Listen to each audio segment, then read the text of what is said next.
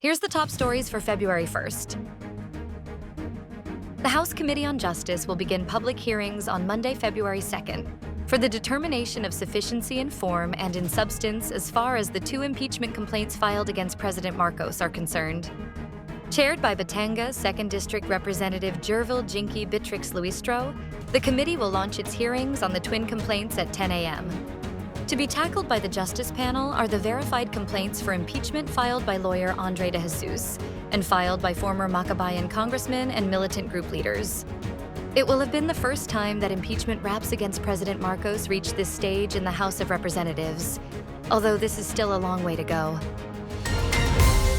China has protested the Philippines' recent move to deploy Coast Guard vessels and aircraft near Bajo de Masinloc to secure Filipino fishers in the Philippine waters. Ji Lingpeng, spokesman for the Chinese embassy in Manila, said Saturday, January 31st, that they lodged solemn representations against the Philippine side both in Beijing and in Manila.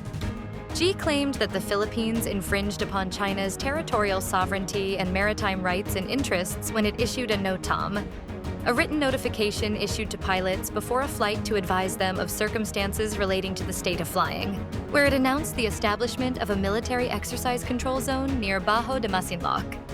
Bajo de Masinloc, internationally known as Scarborough Shoal, is being claimed by China to be part of its territory, calling it Huangyandao.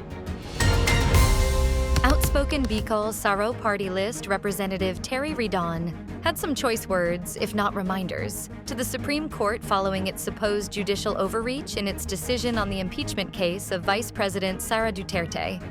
In a news forum in Quezon City over the weekend, Ridon said he would support Senate President Vicente Tito Soto III's call for joint discussions with the House of Representatives on constitutional amendments or charter change, if over to respond to the SC's apparent tweaking of impeachment rules via its en banc decision last January 29th.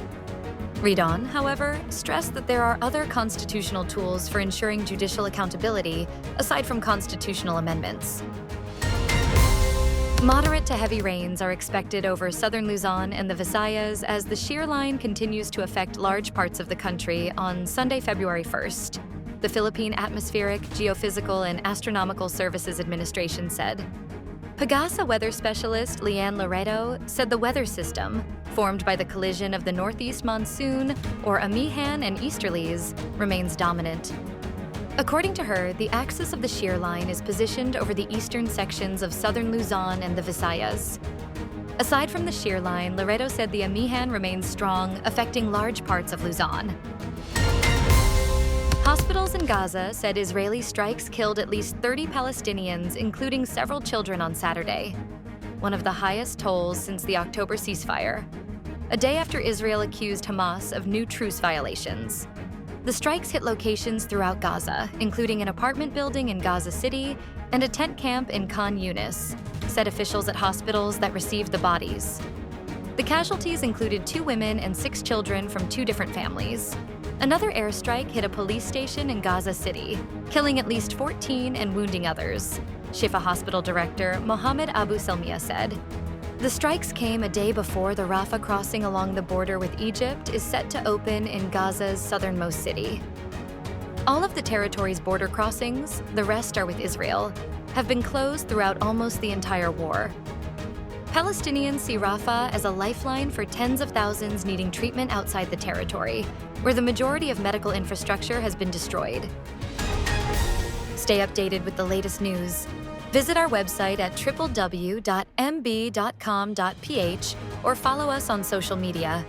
Thanks for tuning in to the Manila Bulletin Daily Rundown.